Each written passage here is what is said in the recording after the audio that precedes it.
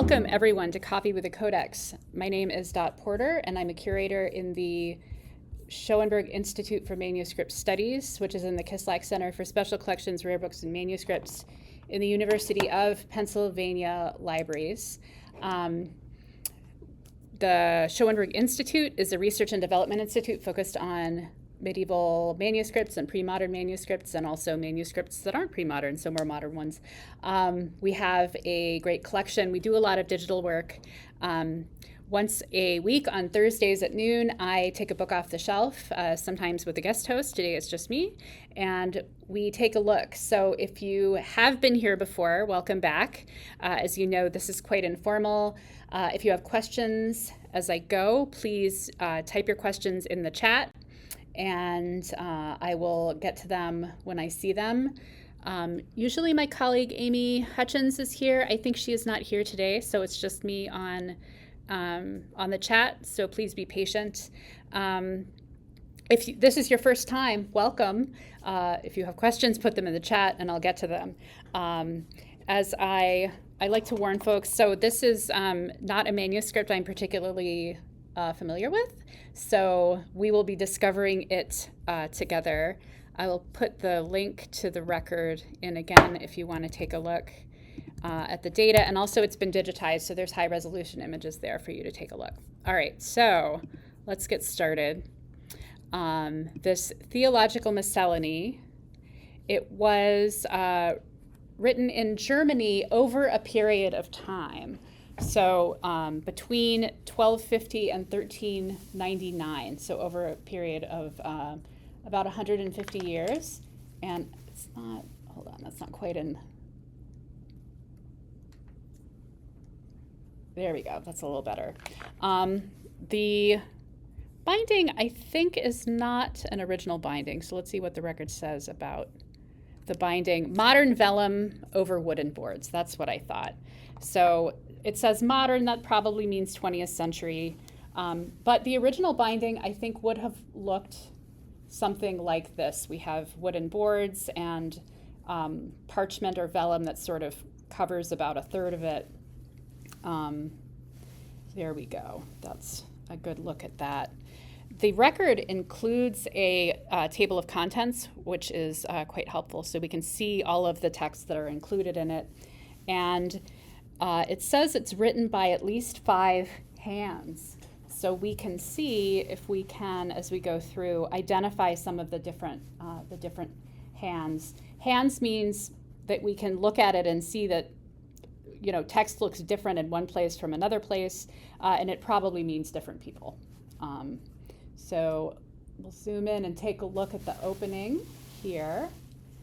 And the first thing that I see immediately is that there are blank spaces. See, there's like a blank space here, and there's another blank space here. This is where there was space left for someone to come in and make large initials. So these are the starts of the beginnings of little sections. Another thing that shows you that this is the sort of the start or the end of a section is we've got the rubrication. So there's a little red text there and some here, so we're introducing.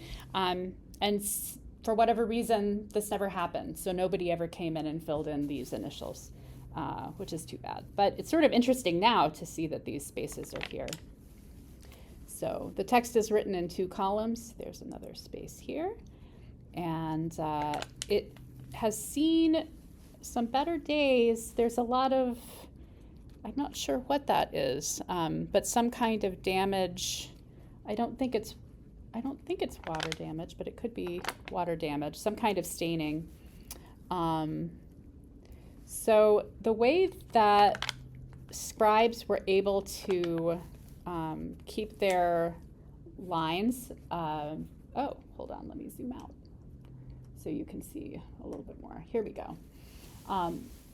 The way that the scribes were able to keep their lines straight is through ruling, and sometimes when you look at a manuscript, you can see the lines drawn, and actually I'm seeing them over here. I'll zoom back in, and we can see it's almost like it's in pencil.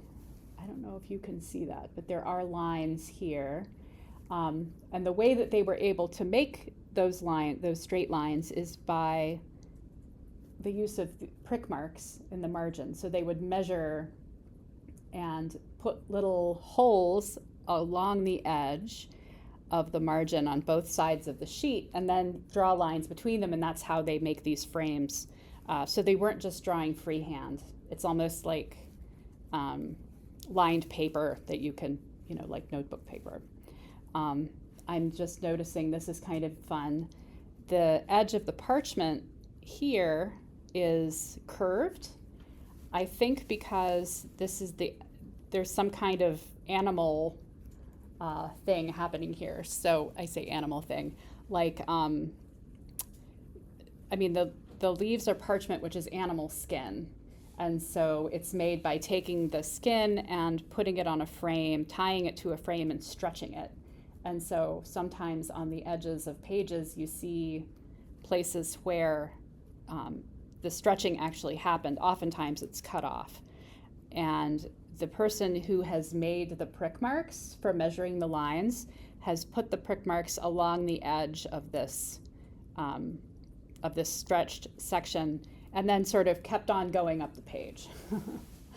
So that is kind of interesting to see there.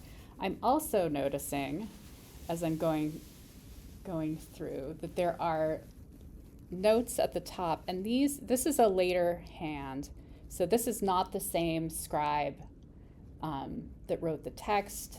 Someone else has come through later and made notes. It looks like they're maybe they're even identifying texts. And this is really interesting because it shows that somebody read it later, that this wasn't just a text that was sort of used at the time it was written, which we kind of already knew because it was being written over a period of time. So let's zoom back out and I will come through. I haven't really been paying attention to the chat. All right, so if you do have questions, please let me know. Here is some more parchment stretching there at the bottom. So maybe an armpit or something like that. Let's see if we can find where we go to the next text. So the first text it's an alphabetical digest of quotations on morals, etc., from authors including Bernard of Clairvaux and Saint Anselm. So that's what these sections are. Actually, I think this is Bernardus, only there's no B, right? Nobody came in and made the B, but we have Bernardus here. And it's interesting that the rubrication was added, but the letters were not here. And this goes through 24. So we're only on 14. Let's go to 24. Oh, I love this. So when the parchment was put on the frame, often there are holes in the skin. Like there could be a nick from when they removed the parchment from the animal, or it could be a bug bite. And in this case, instead of just leaving it there and letting it make a hole, they actually sewed it up when it was stretched. And now the thread is still there, I think. And then the scribe just wrote around it. So it has this sort of scar in the parchment there. And keep going to 24. I'm really curious to see if the hand will change at 24 when the text comes, and also if we ever are going to get some large initials. Okay. So here is the end of that section, and the record is saying that the next is 2 incomplete sermons, and it starts here. Now, I don't know It looks like the same hand to me. I am not a paleographer. I don't know if any of you are paleographers. It looks like the same hand to me, but what I'm looking at is this here, this little, these letters. I think that is a catchword, and a catchword is supposed to match the first word of whatever is on the next quire. So this is an indication to the person who's binding the quires together to put them in the right order. So you check it and make sure that it matches. This does not match. We have, it looks like YH and then D with the us on it, and then witate at the start. I'm really interested in the structure of Codex manuscripts, so this is really interesting to me. I would have to look at it more closely and see what's happening. However, so one option could be that there are leaves that have been cut out, but there's a number at the bottom of the of this leaf, which implies that this is quire 5. I would say that's the 5th quire in this book. And so maybe there's a whole quire missing. I saw that there's some, let's see, notes in the chat. Lisa, the ruling/number of lines, also doesn't match. So it's like a different, you're right. So Lisa is pointing out that there are more lines on the left side of the page than on the right side of the page. And that is absolutely what is happening there. So my camera has frozen. I was hoping this wouldn't happen today. If you've been here before, you know that sometimes this camera freezes, and makes me unhappy, but I think it's unfrozen now. So yeah, it's unfrozen. I'll just keep going. But I think we're definitely in a different section, even if it's the same hand. And Peter is saying he thinks it's Isidorus is the one there. Anna says the internet has been janky all morning. So it does happen. Okay, so now we are in these incomplete sermons. So we have 2 incomplete sermons, 25 through 30. You know what? The parchment is smaller too. I mean, smaller. It's not as tall. It seems like this is not only is it a different text, but it feels like it could have been from a different book to begin with, just because the parchment is a different size. The folio numbering is up in the right-hand corner, and that's modern foliation. We probably did that when we got the book.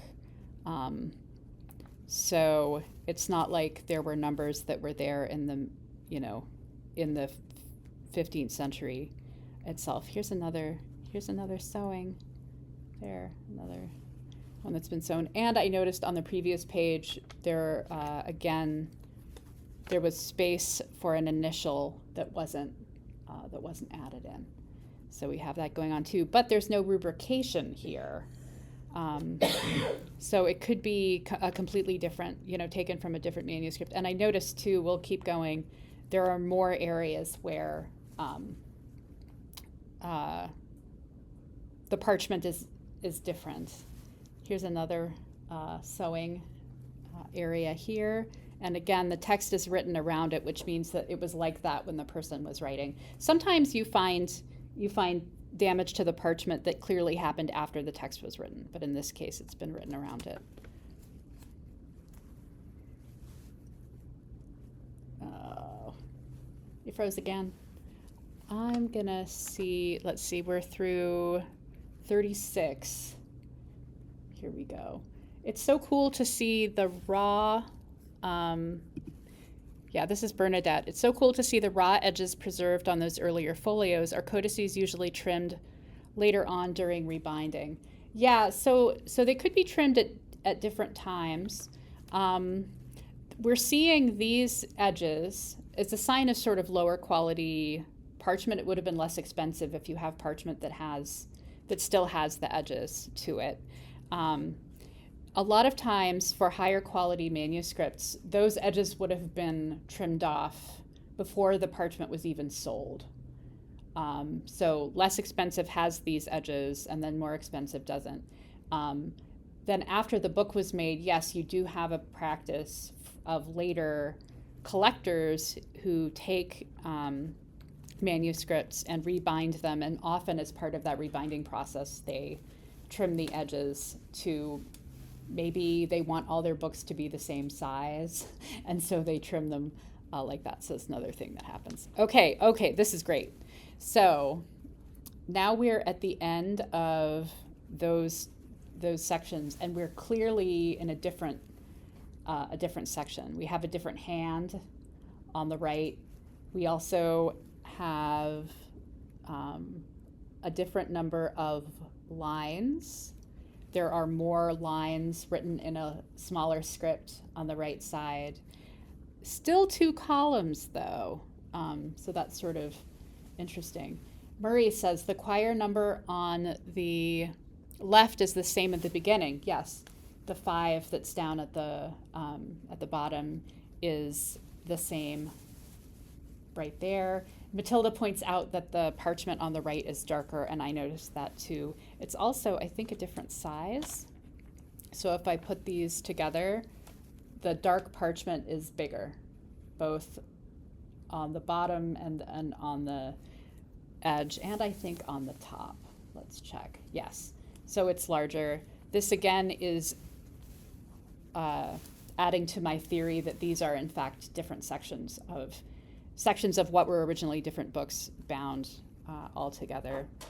Also, we have a catchword that doesn't match, which is another kind of interesting thing. So here is another writer. We're also back to having some red. So we just had a section that didn't have any red ink in it, and now we have actually a lot of red. There's underlines, lots of underlines. There's red that's sort of decorating some of the larger letters. I'll zoom in so you can see a little bit. And as Matilda pointed out, it is also quite stained. Here we go, so you can get sort of a better look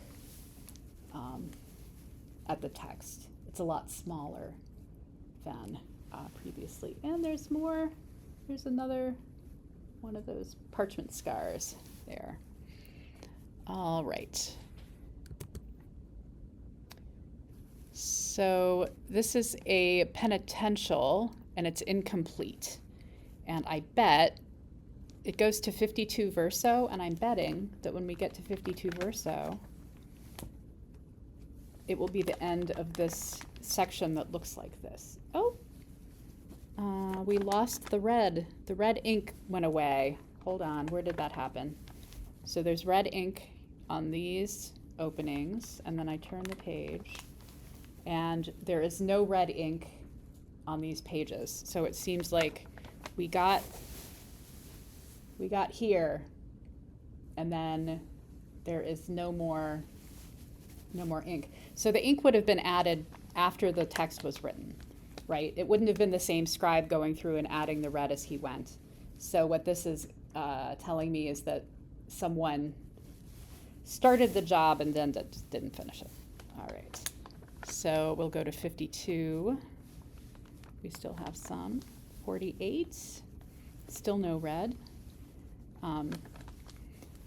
This parchment is also a lot stiffer than the parchment at the start. This is, it's crunchy in a way that the other one isn't. I know that's hard to see, but I can feel it. All right, 52. Oh, look at that. We're back to having red. There's no red, and then there's red. I would be interested to look at the structure and see if there was a quire, if this is a whole quire that didn't get the red ink. I don't know if you can see that there's red ink here. I'm going to zoom in again so you can see that. So you don't just take my word for it. Claire says you can hear the crunchiness. Oh, good. I'm really glad. So it doesn't look super red, but I promise you those little lines that's red ink right there. Okay, so 52, now we're at the end. That was just a couple. And yes, this looks different to me. Again, there's a different number of lines. We have more here. Oh, did you freeze again? No, there we go. Oh, and more empty space. Oh, there's a lot of stuff happening here. This is very fun. So there's empty space here, which would have been an initial, I think, and also a rubric. And they didn't even come in and do the rubric. There's no red. This is another different hand, right? This is not the same hand as here. So there's a new scribe starting. So we actually have 3 scribes. We have this whoever wrote the text on the left side, and then we have someone who finished up some text here, and then another scribe starting over here. So where are we now? This is 53. 53 is 2 more incomplete sermons on the Pentecost. All right. So it looks like this is a sermon here. I just want to, there's some fun stuff happening down. I just like that.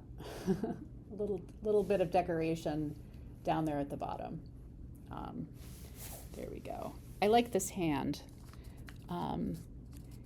The script in the record, it says written in a Gothic hybrid script by at least 5 different hands. So technically this is all the same script, even though it looks, you could tell that it's different people writing. And look at how clean that is. And we've got our rubrication back. So for some reason they started rubricating here, and very clear prick marks in the margins.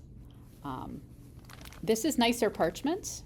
This is nice. This is nice parchment. It's not as crunchy as the other one. It's very thin, and the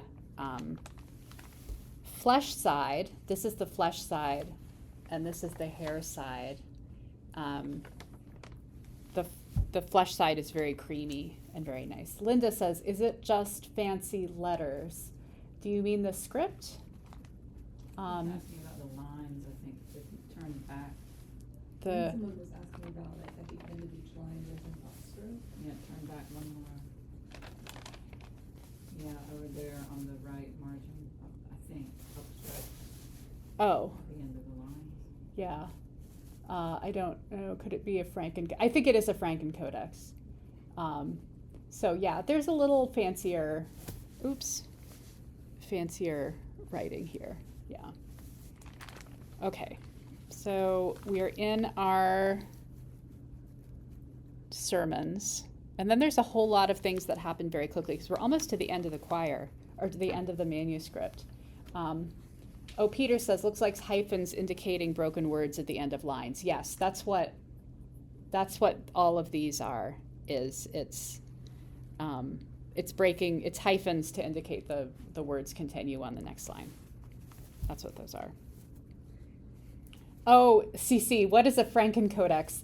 It means a codex that's put together from bits of other codices, like Frankenstein, Frankenstein's creature, the monster. So that's what the reference is there. And I do think that that's what this is. All right, so we get to the end of 58, and I feel like my theory is being proven correctly. So we have, again, another section, a different script, a different number of lines, a different style. So we have this, I think this is our first large initial that we've seen in this manuscript. It looks like these leaves have been trimmed. And I don't believe that they were trimmed before they came into this book. I think they probably were trimmed when they were bound into whatever they were before, and then they were brought in. There would be no reason to trim them because they're already small. They're a lot smaller than this. And it's been trimmed to the point where there's text missing on the margin. Like this is really heavily trimmed here. And this is, we've got, all right.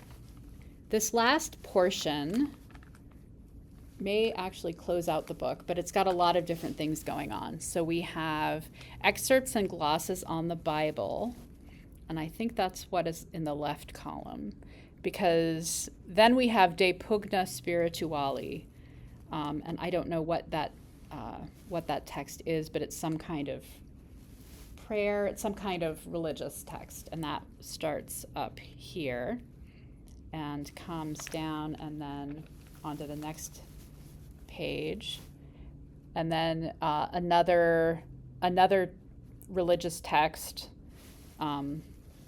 that covers the next couple of pages here. Oh, and we have another red initial. So someone did their job and they put the initials in here, so that's good. But as I say, I think this was a completely different book. So we have another one, and then we have the confession on the back side here. So this is confession, confessio, and that looks, no, I guess that's the same. I don't know. I can't tell if that's the same hand that's writing more messily or if it's a whole different hand. And then we have a new start here with another lovely red initials there.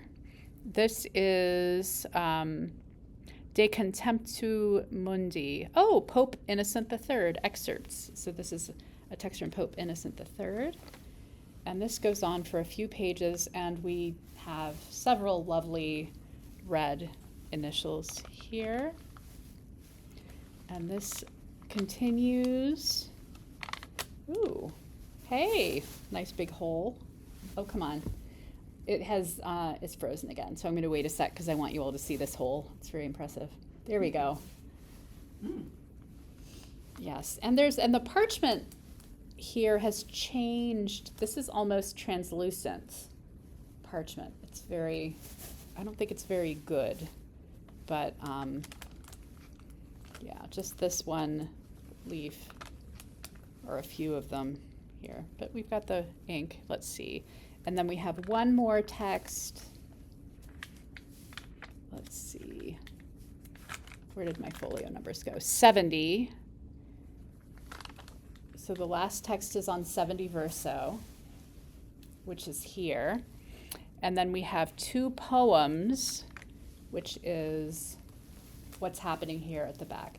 So CC is asking, does the table of contents actually list the pages as they are, or does it reflect the contents of the original codex? So the contents that I'm referring to is in the record, our catalog record, and it has the folio numbering that is in this book.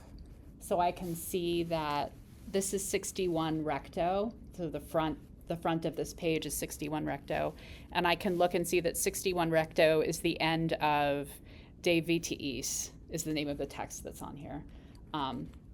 The catalog record actually doesn't say anything about this being made up of pieces pulled from other manuscripts. That's just something that I see happening when I'm looking through it. So that's where I'm getting that from. And it is 12:30, and that means it's time for us to finish up.